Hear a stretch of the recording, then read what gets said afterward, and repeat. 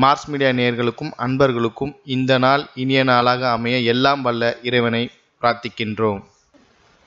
இந்த சேனல் உங்களுக்கு பிடிச்சிருந்தா மறக்காம சப்ஸ்கிரைப் பண்ணுங்க, ஷேர் பண்ணுங்க, லைக் பண்ணுங்க, கமெண்ட் பண்ணுங்க. எனது அருமை மகர ராசி நேயர்களே, இந்த பதிவில் நம்ம என்ன பார்க்க போறோம் அப்படின்னா 2024ஆம் ஆண்டு அக்டோபர் மாத ராசி பலன். இந்த அக்டோபர் மாதம் உங்களுக்கு ஏற்றம் தரும் மாதமா, இனிமை தரும் மாதமா, மாற்றம் தரும் மாதமா, எந்தெந்த கிரகங்கள் எப்படிப்பட்ட நிலையில இருக்கு, எந்தெந்த கிரகங்கள் மூலமா நீங்க கவனமா இருக்கணும், பரிகாரமா என்ன பண்ணினா ரொம்ப விசேஷம், என்ன ஸ்லோகம் சொன்னா மனசுல ஒரு அமைதி கிடைக்கும் அப்படிங்கறத பத்திலாம் நம்ம இப்ப தெளிவா பார்க்க போறோம். உங்களோட ராசிநாதனும் தனவாக்கு குடும்பஸ்தானாதிபதியுமான சனீஸ்வர பகவான் தனவாக்கு குடும்பஸ்தானமாக்கி 2ஆம் இடத்துல வக்ரகதியில இருக்கார். மாத ஆரம்பத்தில் பார்த்தீங்கன்னா உங்களோட ராசிநாதனே வக்ரகதியில இருக்கார்.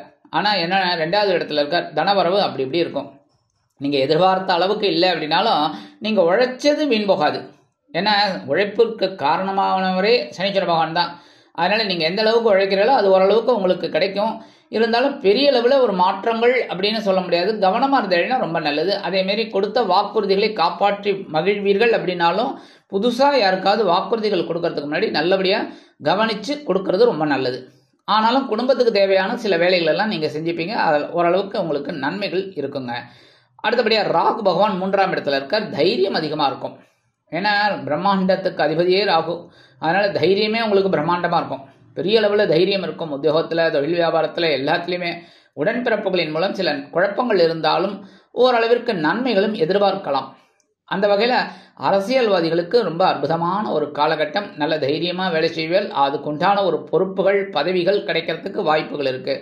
அதேமாரி வெளிநாடு போய் படிக்கணும், உத்தியோகம் பார்க்கணும், வெளிநாடு போய் வேலை செய்யணும் அப்படின்னு நினைக்கிற குழந்தைகள்லாம் தாராளமாக இந்த நேரத்தை அவங்க உபயோகப்படுத்திக்கலாம். கேது பகவான் 9ஆம் இடத்துல இருக்கார். தந்தையார் ஆதரவாக இருப்பார். தந்தை வழி பூர்வீக சொத்துக்கள் உங்கள் கைக்கு வரத்துக்கு வாய்ப்புகள் இருக்கு. ஆன்மீக பயணங்கள் ஏற்படும். அதன் மூலம் உங்களுக்கு மனதில் ஒருவித அமைதி கிடைக்கும். சில பேருக்கு குலதெய்வ பிரார்த்தனைகளை நிகழ்த்தக்கூடிய ஒரு வாய்ப்புகளும் அவங்களை தேடி வரும். அடுத்தபடியாக 3, 12 கூடிய அதிபதி குரு பகவான் 5ஆம் இடத்துல இருக்கிறது ரொம்ப விசேஷம். 2, 5, 7, 9, 11 இந்த இடத்துல எல்லாம் குரு இருந்தால் ரொம்ப ரொம்ப விசேஷம். ஸ்தான பலம்னு சொல்றது. இந்த ஸ்தான பலம் அதுவும் உங்களுக்கு இந்த குரு பகவான் யாருன்னு பார்த்தீங்கன்னா விரையாதிபதி, அதே சமயம் சகாயாதிபதி. சகாயாதிபதி அப்படின்னாலே முயற்சிகளின் மூலம் முன்னேறக்கூடியது. ஆக நீங்க முயற்சிகளை எந்த அளவுக்கு பண்றீங்களோ அந்த அளவுக்கு உங்களுக்கு கண்டிப்பா ஒரு நன்மைகள் இருக்கத்தான் செய்யும். ஏன்னா குரு பகவான் தனகாரகன், புத்திரகாரகன். கண்டிப்பா ஒரு நன்மைகள் உங்களுக்கு கிடைக்கும். அந்த வகையில் செலவுகள் இருந்தாலும் குழந்தைகளின் மூலம் செலவுகள் இருந்தாலும் ஓரளவுக்கு உங்களுக்கு சமாளிக்கக்கூடிய ஒரு முன்னேற்றம் கண்டிப்பாக வந்து சேரும். தைரியம். அதே மாதிரி உத்தியோகத்தில், தொழில் வியாபாரத்தில் எல்லாத்துலேயுமே ஒரு திருப்திகரமான ஒரு போக்கு கண்டிப்பாக இருக்கும். குடும்பத்திலையும் ஒரு சுபகாரிய நிகழ்ச்சிகள்லாம் நடக்கும். இந்த குழந்தைகளுக்கு திருமண யோகம் கண்டிப்பாக அமையும். சரியா? அடுத்தபடியாக இந்த குழந்தைகளுக்கு புத்திரபாக்கியம் இல்லையே நினைச்சிருக்கீர்கள். அந்த புத்திரபாக்கியம் கிடைக்கிறதுக்கு வாய்ப்புகள் இருக்குங்க. இந்த குருவோட பார்வைன்னு பார்த்தீங்கன்னா 5ஆம் பார்வை அவங்க பாக்கியஸ்தானத்தை விழுறது அற்புதமானது. தந்தையார் ஆதரவாக இருப்பார். தந்தை வழி உறவினர்கள் ஆதரவாக இருப்பார். மனசுல ஒரு சந்தோஷம் இருக்கும். அடுத்தபடியாக 7ஆம் பார்வை உங்கள் லாபஸ்தானத்தை பார்க்கிறார். அந்த லாபஸ்தானத்தை பார்க்கறதுனால நீங்க எந்த காரியங்கள் தொட்டாலும் பொன்னாகும். எந்தெந்த வேலைகள்லாம் செஞ்சீங்கன்னா அந்த வேலைகள்லாம் நல்லபடியாக முடியும். ஒரு லாபம் கிடைக்கும். அடுத்தபடியாக 9ஆம் பார்வை உங்கள் ஜென்மராசியை பார்க்கறதுனால மனசுல இருக்கிற கவலைகள் குறையும். ஓரளவுக்கு தைரியம் இருக்கும். 15/10/2024 முதல் இந்த குரு பகவான் என்ன வக்ரகதி அடைகிறார். அதனால கொஞ்சம் குழந்தைகள் மூலமா சில குழப்பங்கள் இருக்கும். அதனால குழந்தைகளை நல்லபடியாக நீங்கள் அனுசரித்து போகிறது ரொம்ப நல்லது. அதேமாரி ஆன்மீக பயணங்களை நீங்கள் எடுத்துக்கிட்டீங்க அப்படின்னா ரொம்ப சந்தோஷம். அதன் மூலமாக உங்களுக்கு ஒரு சில நன்மைகளை நீங்கள் எதிர்பார்க்கலாம். அதேமாரி குலதெய்வ பிரார்த்தனைகளை நிகழ்த்தினீர்கள். ஏதாவது பெண்டிங் இருக்குது அப்படின்னா அந்த பெண்டிங் ஒர்க்கெல்லாம் முடிச்சிருங்கோ. இந்த குலதெய்வ பிரார்த்தனைகள்லாம் நிகழ்த்தினீங்கன்னு வச்சுக்கோங்க, ரொம்ப சந்தோஷமான ஒரு இதெல்லாம் இருக்கும். அடுத்தபடியாக 4, 11 கூடிய அதிபதி செவ்வாய் பகவான் எங்கே இருக்காருன்னு பார்த்தீங்கன்னா பகிர்வன ரோகஸ்தானமாக்கி 6ஆம் இடத்துல இருக்கார். அற்புதமான பலன். என்ன சுகாதிபதி, லாபாதிபதி 6ஆம் இடத்துல இருக்கிறது ரொம்ப விசேஷம். 6ஆம் இடம் அப்படிங்கிறது என்னன்னா 3, 6, 10, 11 அப்படிங்கிறது உபஜய ஸ்தானங்கள். இந்த ஸ்தானங்களில் இந்த ஸ்தான பலம்னு சொல்கிற பற்றியில் அந்த இடத்துல செவ்வாய் இருக்கிறது ரொம்ப ரொம்ப விசேஷம். மனசில் தைரியம் இருக்கும். உத்தியோகத்தில் தன்னம்பிக்கை அதிகரிக்கும். அதேமாரி ஒரு மறைமுக எதிர்ப்புகள் எல்லாம் அடி தூள் கிளப்பி போயிட்டே இருப்பீங்க. ஸ்ட்ரைட் ஃபார்வர்ட், ஸ்ட்ரைட்டாக போயிட்டு இருப்பீங்க. அதனாலேயே உங்களை பார்த்தாலே பயப்படுவாங்க. அதேமாரி பகைமையே இருக்காதுங்கிற அளவுக்கு உங்களுக்கு தைரியம் அதிகமாக இருக்கும். உடல் ஆரோக்கியமும் நல்லபடியாக இருக்கும். கடன் சுமையை குறையிறதுக்கு வாய்ப்புகள் நிறையா வருங்க. ஏன்னா இந்த செவ்வாய் பகவான் தான் கடன் அடைக்கிறது பூமிக்காரகன். கடன் அடைக்கக்கூடியது முருகப்பெருமான் தான். அதனால இந்த செவ்வாய் தான் உங்களுக்கு கடன் அடைக்கக்கூடிய வாய்ப்பினை கண்டிப்பாக கொடுப்பார். ஒரு லாபம் கண்டிப்பாக உத்தியோகத்தில் தொழில் வியாபாரத்தில் உங்களுக்கு கண்டிப்பாக கிடைக்கும். சீருடை பணியாளர்களாகிய காவல், ராணுவம், தீயணைப்புத்துறை, மருத்துவத்துறையில் வேலை பார்க்கும் நண்பர்களுக்கு எதிர்பார்க்கும் இடமாற்றம், பதவி மாற்றம், பதவி உயர்வு, சம்பள உயர்வு அருமையாக மிக மிக அருமையாக கண்டிப்பாக வந்து சேரும். அடுத்தபடியாக இந்த செவ்வாய் பகவான் 23/10/2024 முதல் கலத்திரஸ்தானத்துக்கு வந்துடுறார். 7ஆம் இடத்துக்கு வந்தால் கொஞ்சம் சுமார் அப்படின்னாலும் அந்த இடத்துல நீச்சம் அடைகிறார். ஏன்னா கடகராசியில் அவர் நீச்சம். கடக அப்படிங்கும்போதே சந்திர பகவானோட நீர் ராசி, இந்த செவ்வாய் பகவான் நெருப்பு ராசி. நீரில் நெருப்பு படுகள்னா நெருப்பு ஆஃப், இதுதான் லாஜிக். கரெக்டாக இதில் நான் ஒன்றும் சொல்ல வேண்டாம், சயின்டிஃபிக், நீங்களே பார்த்தாலே தெரிஞ்சுக்கலாம். ஸோ நெருப்பு அங்கே அணைஞ்சிரும். ஸோ அந்த இடத்துல செவ்வாய் பகவான் நீச்சம் அடைகிறார். ஒன்று. ரெண்டாவது என்னென்னா, இந்த சந்திர பகவான் வந்து தாயார் ஸ்தானம். இந்த செவ்வாய் பகவான் வந்து போர் தளபதி. அப்படிங்கும்போது இந்த அம்மாவை பார்த்தா எல்லா குழந்தைகளும் சந்தோஷமாக தான் போகும். என்ன எவ்வளோ பெரிய ஆளாக இருந்தாலும் சரி, என்ன பிரதமராகட்டும், முதல்வராகட்டும், துணை முதல்வராகட்டும், அமைச்சர்களாகட்டும், யாராக இருந்தாலும் சரி, அம்மான்னு போனாலே அந்த இடத்துல அப்படியே ஒரு பாசம்தான் அதிகமாக இருக்கும். அந்த இடத்துல வீரம் எல்லாமே அப்படியே அடிபட்டு போயிடும். எவ்வளோ பெரிய ஐஏஎஸ் ஆஃபீஸர், ஐபிஎஸ் அப்படியே முறுக்கு மீசையோடு இருப்பார். அவரை பார்த்தாலே பயம் வரும் நமக்கு. பெரிய ஐபிஎஸ் ஐயோ அப்படிங்கிற மாதிரி இருக்கும். ஆனால் அவர் நேராக அம்மாகிட்ட போனான்னு வச்சுக்கோங்க, அந்த பெரிய மீசையாவது முறுக்கு மீசையாவது அம்மா கிட்ட அப்படியே சக்குன அவ்வளோதான். ஏன்னா சரண்டர், அந்த இடத்துல பாசம்தான்.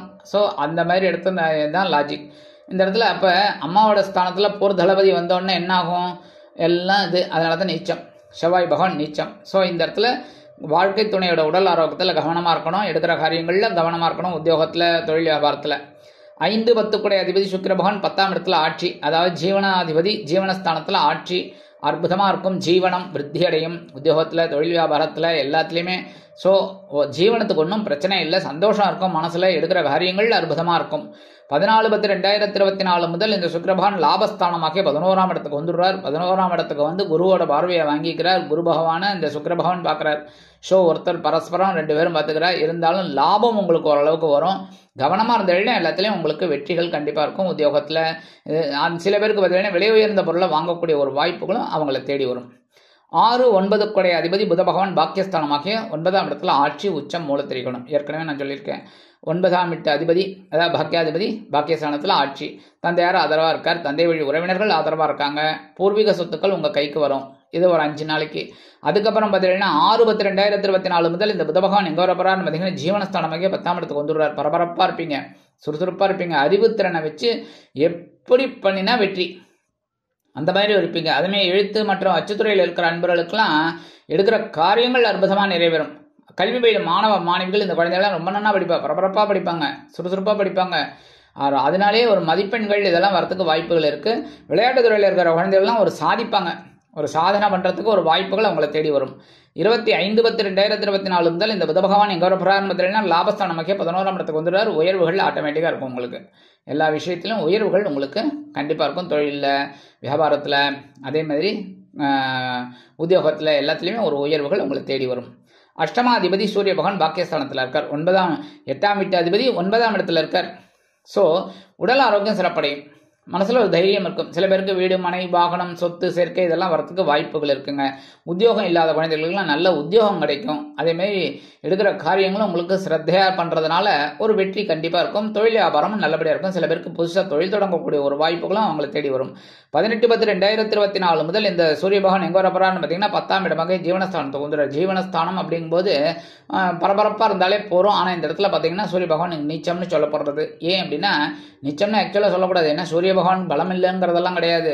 இந்த இடத்துல என்னென்னா பூமிக்கும் சூரிய பகவானுக்கும் இடைப்பட்ட டிஸ்டன்ஸ் வந்து கொஞ்சம் நீள்வட்ட பாதையில் போகிறதுனால கொஞ்சம் டிஸ்டன்ஸ் அதிகமாகும். அப்போ பார்த்தீங்கன்னா நீங்கள் 2வது லாஜிக் என்னென்னா இந்த மழைக்காலம். என்ன மழைக்காலம் அப்படிங்கும்போது ஐப்பசினாலே அடைமழை. மழைக்காலம் அப்படின்னாலே என்ன ஆகும், மேகமூட்டமாக இருக்கும். சூரிய பகவானை மறைக்கிறது தான். ஸோ சூரிய பகவான் இந்த மேகக்கூட்டம் மறைக்கிறது. என்ன சூரிய பகவான் ஆசிட்டிஸ் அவர் அங்கே தான் இருக்கார். அவர் ஒன்றும் பண்ணலை. என்ன நீள்வட்ட பாதையில் சுற்றின்னு இருக்கு, அப்படியே போயிட்டு இருக்கு பூமி. ஆனால் இந்த இடத்துல பார்த்தீங்கன்னா மேகக்கூட்டம் மறைக்கிறதுனால பூமிக்கு இந்த சூரிய பகவானோட கதிர்கள் அந்த அளவுக்கு வராது, வெப்பம். அதனால என்ன ஆகும், பூமி குளிர்ந்து இருக்கும் மழை காலம். அதனால தான் நீச்சம்னு சொல்கிறது. ஆக உத்தியோகத்தில், தொழில் வியாபாரத்தில், உடல் ஆரோக்கியத்தில் எல்லாத்துலேயும் கவனமாக இருக்கணும். அது வந்து நியாயம் தானே சொல்லுங்க. மழைக்காலம் அப்படிங்கும்போது ஜீரண சக்தி கம்மியாகும். சரியா? அப்போ கண்டதை சாப்பிட்டோன்னு வச்சுக்கோங்க, என்ன ஆகும்? உடம்பு கெட்டு போகும். அதனால தான் கவனமாக இருக்கணும். நீச்சம் அப்படின்னு சொன்னான்னு அவர் நீச்சம் அப்படின்னா நம்ம கவனமாக இருக்கணும்னு அர்த்தம். கவனமாக இருப்போம் எல்லாத்துலேயும். சரி, பரிகாரமாக என்ன பண்ணினா ரொம்ப விசேஷம், முருகப்பெருமான் வழிபாடு பண்ணணும். ஏன்னா இந்த செவ்வாய் பகவானுக்காக முருகப்பெருமான வழிபாடு பண்ணுறது ரொம்ப ரொம்ப விசேஷமான பலன்களை உங்களுக்கு கண்டிப்பாக கொடுக்கும். அடுத்தபடியாக நவகிரகங்களில் உள்ள குரு பகவானை வியாழக்கிழமைகளில் நெய் தீபம் ஏற்றி வழிபாடு பண்ணுங்க. அடுத்தபடியாக சனீஸ்வர பகவானுக்கு சனிக்கிழமைகளில் எல் தீபம் ஏற்றி வழிபாடு பண்ணுங்க. பண்ண ரொம்ப ரொம்ப விசேஷமான பலன்கள் உங்களுக்கு கண்டிப்பாக கிடைக்கும். சரி, பரிகாரமாக டெய்லி சொன்னால் என்ன சொன்னால் ஒரு மனசு அமைதியாக இருக்கும், பிரச்சனைகள் தீரும் அப்படின்னா சனீஸ்வர பகவான் காயத்ரி சொல்கிறது ரொம்ப நல்லது. ஓம் காகத்வஜாய வித்மகே கட்கஹஸ்தாய தீமகி தன்னோ மந்த பிரச்சோதயாத். இதை தினந்தோறும் 27 தடவை சொல்லுங்க. என்ன சொல்ல சொல்ல சொல்ல சொல்ல உங்கள் மனசில் இருக்கிற கவலைகள், பிரச்சனைகள் எல்லாமே குறையும். மனசில் ஒரு சந்தோஷம் கண்டிப்பாக கிடைக்கும். ஆக இந்த சிறு பரிகாரத்தின் மூலம் 2024ஆம் ஆண்டு அக்டோபர் மாதம் அற்புதமான ஏற்றம் தரும், மாற்றம் தரும், இனிமைகளை அள்ளித்தரும் மாதமாக அமையும் என்று கூறி விடைபெறுகிறேன். நன்றி, வணக்கம். மீண்டும் ஒரு அருமையான பதிவில் நான் உங்களை மனமகிழ்ச்சியோடு சந்திக்கிறேன். வாழ்த்துக்கள். வாழ்க வளமுடன். இந்த சேனல் உங்களுக்கு பிடிச்சிருந்தா மறக்காம சப்ஸ்கிரைப் பண்ணுங்க, லைக் பண்ணுங்க, ஷேர் பண்ணுங்க.